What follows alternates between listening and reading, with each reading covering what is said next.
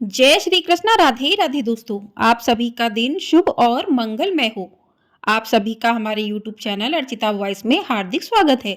आज की वीडियो में आप जानेंगे कि साल 2025 में होली का त्योहार किस दिन मनाया जाएगा, होलिका दहन का शुभ मुहूर्त क्या रहेगा, होली किस दिन खेली जाएगी, भद्रा काल का शुभ समय क्या रहेगा, भद्रा के समय आपको क्या करना चाहिए क्या नहीं करना चाहिए।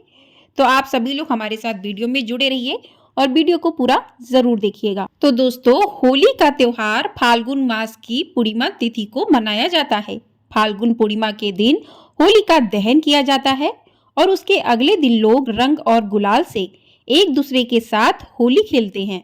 इस दिन घरों में विशेष तरीके के पकवान बनाए जाते हैं, गुजिया बनाई जाती हैं और लोग रंग खेलने के बाद नए वस्त्र पहनकर एक दूसरे के घर होली मिलने भी जाते हैं। होली का त्योहार पूरे देश में बड़ी ही धूमधाम से मनाया जाता है। हिंदू धर्म में यह त्योहार अधर्म पर धर्म की जीत के तौर पर मनाया जाता है, जिसके एक दिन पहले होलिका दहन किया जाता है। होलिका दहन से पहले जगत के पालनहार श्री हरि विष्णु और अग्निदेव की पूजा की जाती है। पौराणिक कथाओं के अनुसार राक्षसों के राजा हिरण्यकश्यप के कहने पर उनकी बहन होलिका प्रहलाद को अपनी गोद में बैठाकर आग में प्रवेश किया था, लेकिन भगवान विष्णु की कृपा से प्रहलाद को कुछ नहीं हुआ और होलिका जलकर राख हो गई। कहते हैं कि इसी दिन से ही होलिका दहन किया जाता है और उसके अगले दिन लोग सारे गले शिकवे भुलाकर एक दूसरे को रंग गुलाल लगाकर एक साथ होली खेलते हैं। देश के हर हिस्से में होली का त्योहार अलग तरीके से मनाया जाता है। मध्य प्रदेश के अलावा अचल में होली के 5वें दिन रंग पंचमी मनाई जाती है, जो मुख्य होली से भी अधिक जोर शोर से खेली जाती है। ब्रज क्षेत्र में होली को बड़ी ही धूमधाम से मनाया जाता है। वहीं बरसाना में लठमार होली खेली जाती है। मथुरा और वृंदावन में भी 15 दिनों तक होली की धूम रहती है। महाराष्ट्र में रंग पंचमी के दिन सूखे गुलाल से होली खेलने की परंपरा है।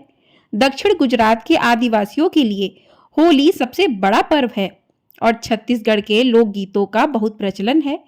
मालवांचल में होली को भगोरिया के नाम से भी जाना जाता है। तो इस प्रकार से अलग अलग क्षेत्रों में होली का विशेष महत्व बताया गया है। अब जान लेते हैं शुभ मुहूर्त के बारे में कि होली के शुभ मुहूर्त, होलिका दहन के शुभ मुहूर्त क्या रहेंगे। तो होलाष्टक प्रारंभ हो रहे हैं 7 मार्च शुक्रवार से और 13 मार्च गुरुवार को होलाष्टक समाप्त हो जाएंगे। कहते हैं कि इन होलाष्टक में कोई भी शुभ काम नहीं किया जाता है। जब तक होलाष्टक रहते हैं कोई भी गृह प्रवेश, कोई भी मकान, गाड़ी या कोई भी शादी वगैरह जो है, कोई भी कार्य शुभ नहीं किए जाते हैं होलाष्टक के दिनों में। अब बात करते हैं होलिका दहन के शुभ मुहूर्त के बारे में। तो होलिका दहन का शुभ मुहूर्त रहेगा 13 मार्च गुरुवार रात 11:26 से लेकर 12:30 तक का। तो इसी बीच जो है होलिका दहन किया जाएगा। अब बात करते हैं भद्रा काल के समय की, क्योंकि इस दिन भद्रा भी लग रहा है। तो भद्रा काल का शुभ समय रहेगा सुबह 13 मार्च की ही सुबह 10:35 से 11:26 तक, रात 11:26 तक, सुबह 10:35 से 11:26 तक रात के भद्रा रहेगा। तो 11:26 से ही होलिका दहन का शुभ मुहूर्त शुरू होगा, जो कि 12:30 तक का रहेगा। तो भद्रा को अशुभ समय माना जाता है, तो इसमें कोई भी शुभ काम नहीं किया जाता है। तो जो भी आपकी होली की सामग्री हो उसे आप गंगा जल से शुद्ध कर ले, उसके बाद ही होली के पूजन में प्रयोग करें, क्योंकि भद्रा लगी है उस दिन। तो सारी चीजें जो है वो अशुभ मानी जाती हैं प्रयोग की जाने वाली, तो उनको आप गंगा जल और जल मिलाकर शुद्ध कर लें, उसके बाद जो है प्रयोग कर सकते हैं।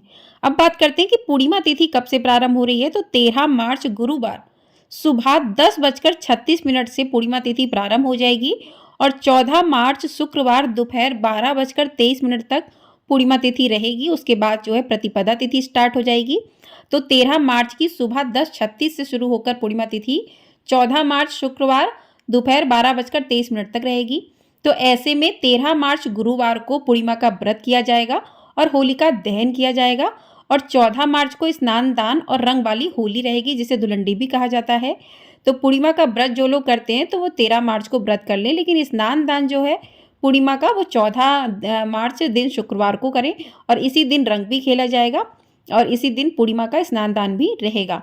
अब बात करते हैं शुभ मुहूर्त के बारे में।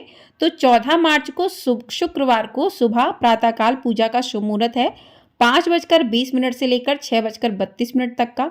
अभिजीत मुहूर्त रहेगा दोपहर 12:12 से 12:59 तक का। राहु काल सुबह 10:30 से दोपहर 12 बजे तक रहेगा। तो राहु काल में कोई भी शुभ काम नहीं किए जाते, तो पूजा के शुभ मुहूर्त रहेंगे, तो इन्हीं में जो है पूजा पाठ किया जाएगा। अब बात करते हैं कि होलिका दहन के लिए आपको किन किन सामग्रियों की आवश्यकता होती है, कौन कौन सी ऐसी सामग्री है जो आपको लेनी चाहिए। तो आपको बता दें कि होलिका दहन के दौरान एक पेड़ की टहनी को भूमि में स्थापित किया जाता है और उसे चारों ओर से लकड़ियों, कंडों और उपलों से ढक दिया जाता है। शुभ मुहूर्त में संरचना में अग्नि प्रज्वलित की जाती है। इसमें छेद वाले गोबर के उपले, गेहूं की नई बालियां और उबटन अर्पित किए जाते हैं।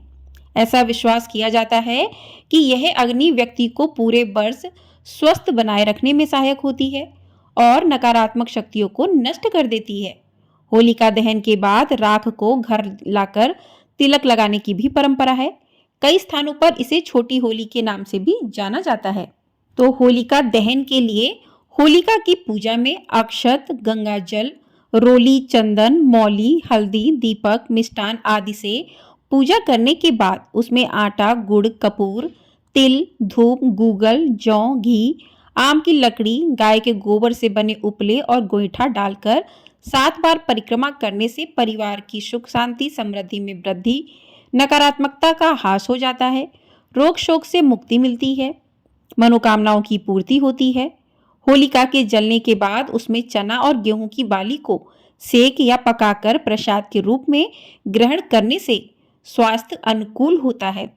तो ये कुछ सामग्री हैं जो कि होली के दिन होलिका दहन जो होता है उसमें डाले जाते हैं। कुछ लोग जो है कुछ लोगों के मोहल्ले में चौराहे पर होलिका रखी जाती हैं, तो पूरे परिवार के जो पुरुष होते हैं वो जाकर वहां पर जो उपले होते हैं, गेहूं की बालियां होती हैं और जो भी सामग्री होती है वो होलिका में डालकर आते हैं, पूजा करके आते हैं। और कुछ लोगों के यहाँ घर में ही होलिका रखी जाती है। तो आप इन सारी चीज़ों से होलिका की जो है सबसे पहले पूजा करें, रोली चंदन से तिलक करें, अक्षत अर्पित करें, होलिका प्रज्वलित करें, उसके बाद पूरे मन से जो है पूजन करें, परिक्रमा करके जो गेहूं की बाली हैं उनको डालें और जो भी उपले बने हैं उनको होलिका में डाल दें। तो इस प्रकार से पूजन करने से कहते हैं कि घर में जो भी नकारात्मकता होती है वो खत्म होती है, व्यक्ति का स्वास्थ्य अच्छा रहता है। और इस दिन जो है घर के सभी सदस्यों को जो उबटन लगाया जाता है, उबटन के बाद जो निकलता है शरीर से, कहते हैं कि उसको अगर होलिका में डाल दिया जाता है तो इससे व्यक्ति का स्वास्थ्य जो है अच्छा रहता है। जो भी रोग दोग होते हैं वो खत्म हो जाते हैं, नष्ट हो जाते हैं होलिका में डल के, क्योंकि होली का त्योहार बुराई पर अच्छाई की जीत माना गया है।